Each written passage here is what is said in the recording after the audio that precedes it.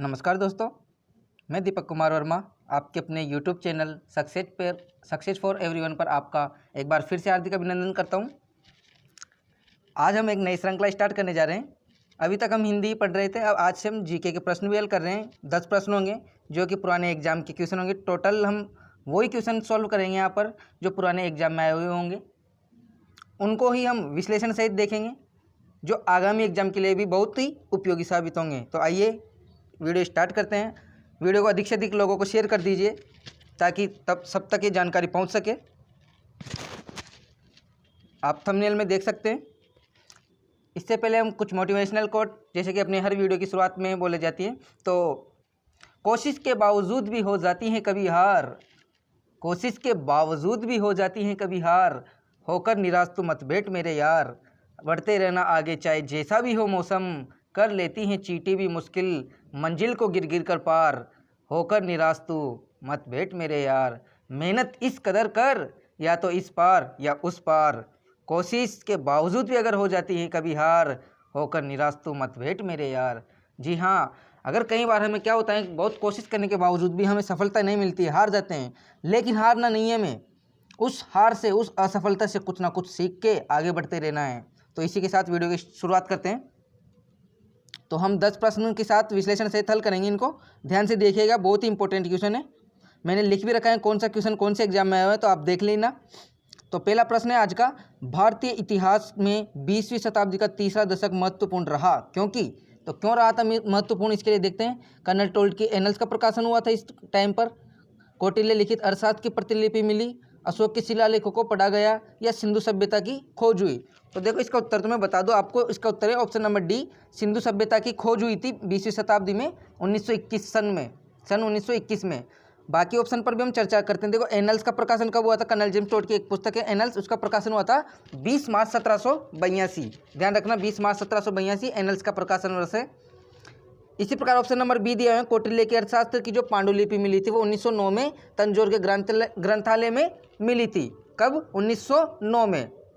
और कौटिल्य के जो अर्थशास्त्र की पुस्तक है ना, नाम इसका अर्थशास्त्र है लेकिन पुस्तक अर्थशास्त्र की नहीं है, किससे संबंधित है? राजनीति से संबंधित पुस्तक है। ध्यान रखना, इसका बहुत ही इंपॉर्टेंट बात है, राजनीति से संबंधित पुस्तक है ये अर्थशास्त्र, जो कि कौटिल्य की है, जिन्हें कौटिल्य को विष्णुगुप्त कहते हैं, चाणक्य कहते हैं, आपको पता ही होगा। अगला ऑप्शन है अशोक के शिलालेखों को पढ़ा गया। तो अशोक के शिलालेखों को सर्वप्रथम किसने पढ़ा था, अगर यह प्रश्न आ जाए तो इसका उत्तर होगा 1837 ईस्वी में जेम्स प्रिंसेप ने पढ़ा था। किसने पढ़ा था? जेम्स प्रिंसेप ने 1837 ईस्वी में। जबकि अशोक के शिलालेखों की सर्वप्रथम खोज की बात की जाए तो वो 1750 में ही हो गई थी टिफेंतलन नामक खोजकर्ता के द्वारा। तो इस प्रकार हमने इस प्रश्न के इर्द गिर्द के सभी ऑप्शन को देखा, चारों ऑप्शन को अच्छे से क्लियर किया, तो मैं आशा करता हूं आपको समझ में आया होगा। इसी प्रकार हम सभी ऑप्शनों को देखते हुए आगे बढ़ेंगे। तो ये श्रृंखला आपको कैसी लगी, प्रश्न उत्तर कैसे लगी, कमेंट बॉक्स में कमेंट करके जरूर बताएं, और वीडियो को अधिक से अधिक शेयर कीजिए और लाइक कीजिए। अगला प्रश्न है सेकंड नंबर क्वेश्चन, राजस्थान के गांधी के रूप में किसे जाना जाता है? बीएसटीसी में प्रश्न आए हुए हैं, भोगीलाल पांड्या, गोकुलभाई भट्ट, माणिक्यलाल वर्मा, मास्टर प्यारेलाल गुप्त। तो देखो भोगीलाल पांड्या को तो वागड़ का गांधी नाम से जानते हैं, आपको पता ही होगा। माणिक्यलाल वर्मा को मेवाड़ का गांधी नाम से जाना जाता है, और मास्टर प्यारेलाल गुप्त को चिड़ावा के गांधी के नाम से जाना जाता है। तो इस प्रकार से ऑप्शनों का समावेश किया गया है कि इससे 4 चीज़ें याद हो आपको। तो इसके तीनों तो क्या हो गए, मास्टर प्यारेलाल गुप्त तो हो गए चिड़ावा के गांधी, माणिक्यलाल वर्मा मेवाड़ के गांधी, और भोगीलाल पांड्या वागड़ के गांधी। तो इसका उत्तर हो जाएगा ऑप्शन नंबर बी, इनको ही राजस्थान के गांधी के नाम से जाना जाता है, ये इनका उपनाम है। इनको ही भरतपुर का बूढ़ा शेर भी कहा जाता है, गोकुलभाई भट्ट को, ध्यान रखना। तो इस प्रकार समझ में आया होगा, 4 याद हो गए होंगे। इस प्रकार आगे देखते हैं क्वेश्चन नंबर 3, राजस्थान के किस शहर को नीला शहर कहा जाता है? ये बीएसटीसी में आया हुआ प्रश्न है, बहुत अच्छा क्वेश्चन है। ऐसे क्वेश्चन आते हैं उदयपुर, जैसलमेर, जोधपुर, जयपुर। तो देखो उदयपुर, जैसलमेर, जोधपुर, जयपुर में से इसका उत्तर तो हो जाएगा ऑप्शन नंबर सी, जोधपुर। नीला शहर या ब्लू सिटी के नाम से जोधपुर को जाना जाता है। इसी प्रकार उदयपुर को देखते हैं, उदयपुर को किस नाम से जानते हैं? ऐसे ही रंगों के नाम के आधार पर, तो उदयपुर को जानते हैं हम श्वेत शहर या व्हाइट सिटी बोल सकते हैं जिसे। इसी प्रकार जैसलमेर को बोलते हैं गोल्डन सिटी, या बोले तो पीला शहर हिंदी में बोले तो। इसी प्रकार जयपुर शहर को बोलते हैं गुलाबी शहर, और इंग्लिश में इसी को बोलेंगे हम पिंक सिटी। तो इस प्रकार हमने चारों को देखा। हम इसी प्रकार ऑप्शंस के माध्यम से सभी प्रश्नों को हल करेंगे। किसी भी एग्जाम हो उसको हम नस्ते नाबूद कर देंगे इस प्रकार। मैं कुछ और जानकारी देता हूँ। यहाँ पर ऑरेंज सिटी के नाम से जाना जाता है भारत में नागपुर को, आपको पता ही होगा, संतरों के लिए प्रसिद्ध नागपुर। ब्लैक सिटी के नाम से कोलकाता को जानते हैं भारत में। इसी प्रकार भारत में सिल्वर सिटी के नाम से कटक को जाना जाता है। तो इस प्रकार से हमने यहाँ पर 7-8 कंसेप्ट क्लियर किए। तो आगे देखते हैं, आगे बढ़ते हैं। चौथा नंबर क्वेश्चन देखते हैं, निम्न में से कौन सी रबी की फसल नहीं है। ये भी एलडीसी में आया हुआ प्रश्न है और आपको पता है, देखो कृषि से संबंधित जरूर प्रश्न आता है, कौन सी खरीफ की फसल है, कौन सी नहीं है, रबी की फसलें नहीं है, ऐसे प्रश्न बनते ही ज़्यादातर। तो देखो इसका क्या करना है, मैं एक ट्रिक बताता हूँ, एक बहुत शानदार ट्रिक है। नाई हुटर बजते ही जोश में आलू लाया, ये रबी की फसल की ट्रिक है। नाई हुटर बजते ही जोश में आलू लाया। अब यहाँ पर नाई से क्या है, चना। इसी प्रकार ई से राई, हुटर से हु से गेहूं, टर से मटर, जोश से जो और स से सरसों और आलू से आलू। तो इस प्रकार नाई हुटर बजते ही जोश में आलू लाया, नाई से चना और राई, इसी प्रकार हुटर से गेहूं मटर और जोश से जो सरसों और आलू से आलू। तो यहाँ पर देखते हैं चना और गेहूं तो रबी की फसल है, मटर राई भी रबी की फसल है और जो और सरसों भी रबी फसल है। इस प्रकार चावल और मक्का इसका सही आंसर हो जाएगा, क्योंकि चावल और मक्का रबी की फसल नहीं, जबकि किसकी फसल है, खरीफ की फसल है। अगला प्रश्न देखते हैं, राजस्थान रिफाइनरी में राजस्थान सरकार और हिंदुस्तान पेट्रोलियम निगम लिमिटेड की हिस्सेदारी कितनी है। 74:26, 75:25, 26:74, 75:25। तो देखो रिफाइनरी से संबंधित प्रश्न भी बहुत देखने को मिलता है एग्जाम में। तो इसका सही उत्तर हो जाएगा ऑप्शन नंबर सी। राजस्थान का अनुपात है इसमें 26 और हिंदुस्तान पेट्रोलियम निगम लिमिटेड यानी कि HPCL जिसे बोलते हैं उसका है 74%। तो इसको अच्छे से ध्यान रखना, एलडीसी में आया हुआ प्रश्न है, कंफ्यूज मत होना। 74-26, 26-74 जिस प्रकार प्रश्न में पूछा जाए, अगर राजस्थान सरकार पहले दिया हुआ है तो हमें राजस्थान सरकार का अनुपात बताना है जो कि 26 है, और हिंदुस्तान पेट्रोलियम बाद में दिया हुआ है तो उसका अनुपात 74 है जो हमें बाद में लिखा हुआ है, वरना ऑप्शन नंबर ए में भी दिया हुआ है ऐसा। तो इसको अच्छे से देखना, ध्यान रखिएगा। अगला प्रश्न देखते हैं, इसमें कुछ और ज़्यादा बताने लायक बात है भी नहीं। क्वेश्चन नंबर 6 आज का, 18वीं सदी में किसके नेतृत्व में बंगाल में धीरे धीरे मुगल नियंत्रण से अलग हो गया। तो ये C-TET में आया हुआ प्रश्न है। तो इसका बुरहान उल मुल्क, मुर्शिद कुली खान, नादिर शाह या अलीवर्दी खान। तो देखो 18वीं शताब्दी में मुर्शिद कुली खान के नेतृत्व में बंगाल धीरे धीरे मुगल नियंत्रण से अलग हो गया था। तो इसका भी ध्यान रखिएगा। तो इस प्रकार 6 प्रश्न देखे। अगले प्रश्न देखते हैं, 7वां क्वेश्चन। आपको वीडियो कैसे लगा, ये प्रश्नों की श्रृंखला कैसे लगी, वीडियो के कमेंट में जरूर डालें। निम्नलिखित में से कौन भारत में एक राज्य के राज्यपाल की नियुक्ति करते हैं। तो भारत में राज्यपाल की नियुक्ति कौन करता है, विधानसभा के सदस्य करते हैं, संसद के सदस्य, केंद्र सरकार या अटॉर्नी जनरल। तो देखो विधानसभा के सदस्य को हम विधायक बोलते हैं, आपको पता होगा, और संसद के सदस्यों को बोलते हैं हम सांसद। और संसद के 3 अंग होते हैं, राष्ट्रपति, लोकसभा, राज्यसभा। इसी प्रकार केंद्र सरकार, तो केंद्र सरकार आप जानते ही हो, और इसका सही उत्तर भी केंद्र सरकार ही है। राज्यपाल की नियुक्ति राष्ट्रपति द्वारा की जाती है संबंधित राज्य के मुख्यमंत्री की सलाह पर, और यहाँ पर राष्ट्रपति कहीं भी ऑप्शन में नहीं मिल रहा है और केंद्र सरकार उसका ही प्रतिनिधित्व करवा रहा है यहाँ पर। तो इसका सही उत्तर हो जाएगा केंद्र सरकार के द्वारा ही राज्य के राज्यपाल की नियुक्ति की जाती है। अटॉर्नी जनरल पर भी बात कर लेते हैं। अटॉर्नी जनरल का अनुच्छेद है 76, जिसे हम हिंदी में महान्यायवादी कहते हैं। इसे भारत का सबसे बड़ा वकील भी कहा जाता है, तो इसका भी ध्यान रखिएगा। इसी के आधार पर राज्य में महाधिवक्ता होता है, जो राज्य का सबसे बड़ा वकील कहलाता है, या विधि अधिकारी या कानून अधिकारी कहलाता है। तो ध्यान रखिएगा, उसे महाधिवक्ता बोलते हैं राज्य में, और केंद्र में बोलते हैं महान्यायवादी। मैं ऐसा करता हूँ आपको सब समझ में आ रहा होगा अच्छे से।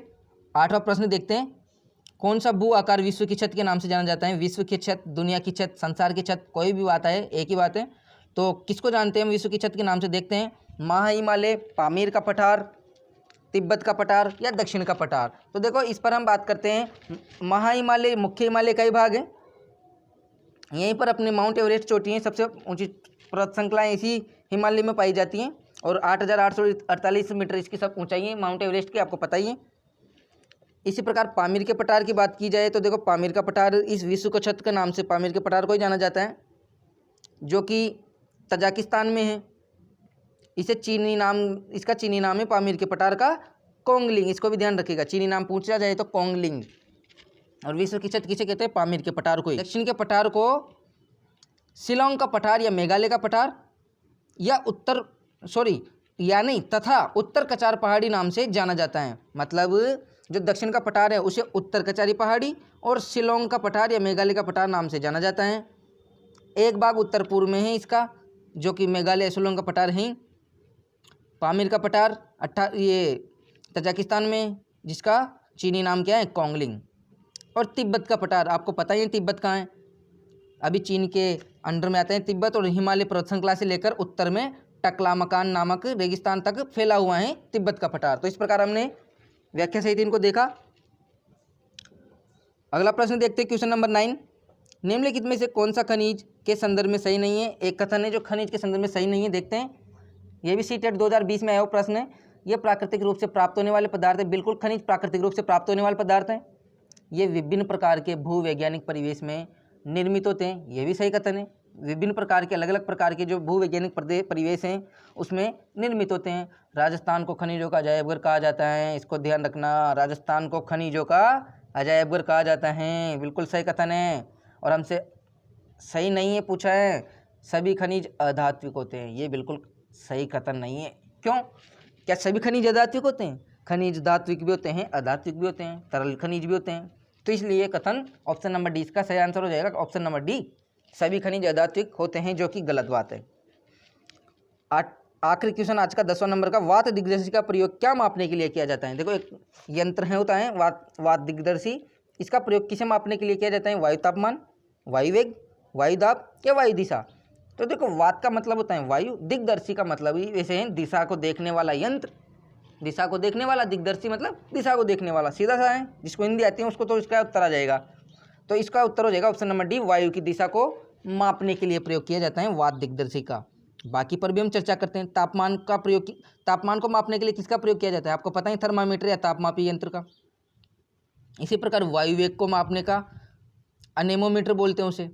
वायु वेग को मापने के लिए जो यंत्र काम में लिया जाता है उसे बोलते हैं अनेमोमीटर। और वायु दाब को मापने के काम में जो यंत्र लिया जाता है उसे बोलते हैं बैरोमीटर। तो इस प्रकार इनका ध्यान रखिएगा, वायु दाब को मापने के लिए बैरोमीटर। जबकि एक चीज वायुमंडलीय दाब आ जाए, वायुमंडलीय दाब की बात आ जाए अगर, तो उसको मापने के लिए प्रयोग में लिया जाता है बेरोग्राफ। वायुमंडलीय दाब को मापने के लिए बेरोग्राफ काम में लिया जाता है, जबकि वायु दाब को मापने के लिए बैरोमीटर दाब में काम में लिया जाता है। तो इस प्रकार कंफ्यूज मत होना, यहाँ पर ध्यान रखिएगा।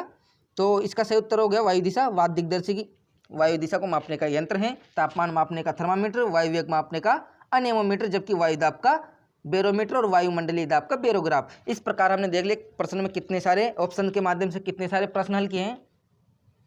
तो इसी प्रकार हम बाकी वीडियो में भी 10 प्रश्नों के माध्यम से विश्लेषण से चर्चा करते हुए आगे बढ़ेंगे और बाकी ऑप्शन पर भी चर्चा करके अन्य जानकारी प्राप्त करेंगे। तो वीडियो को अधिक से अधिक लोगों को शेयर कर दीजिए। जिसने भी चैनल को सब्सक्राइब नहीं किया है वो अपने चैनल को सब्सक्राइब कीजिए और बेल आइकन को प्रेस कीजिए, ताकि आने वाली वीडियो की नोटिफिकेशन मिलती रहे। और एक क्वेश्चन है जो हम प्रत्येक वीडियो के बाद में छोड़ के जाएंगे, जिसका उत्तर आपको कमेंट बॉक्स के अंदर देना है, और उसका सॉल्यूशन हम अगले वीडियो में अगले दिन करवाएंगे। और वो आज का प्रश्न है, निम्नलिखित में से कौन सा सुमेलित नहीं है? यहाँ पर 4 कथन में से कौन सा सुमेलित नहीं है? राजस्थान के प्रमुख व्यक्तियों के संबंध में बताना है हमें। प्रथम महाराजा प्रमुख सवाई मानसिंह जयपुर, प्रथम निर्वाचित मुख्यमंत्री टीकाराम पालीवाल, प्रथम महिला राज्यपाल प्रतिभा पाटिल, प्रथम दलित मुख्यमंत्री जगन्नाथ पांड्या। इन चारों में से कौन सा ऐसा विकल्प है जो सुमेलित नहीं है? वो हमें कमेंट बॉक्स में कमेंट करके बताना है। तो इस प्रकार आपको वीडियो की 10-15 मिनट का जो वीडियो है और ये 10 प्रश्न हैं, ये कैसे लगे ये कमेंट बॉक्स में ज़रूर बताएं।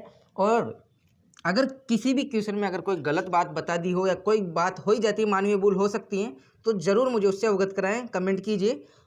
और किसी को अगर कोई सुझाव देना है तो वो भी दीजिए। तो मिलते हैं अगले वीडियो में, तब तक के लिए धन्यवाद, थैंक यू। वीडियो को लाइक कीजिए, शेयर कीजिए, चैनल को सब्सक्राइब कीजिए, बेल आइकन को प्रेस कीजिए ताकि आने वाली वीडियो की नोटिफिकेशन मिलती रहे। Thank you.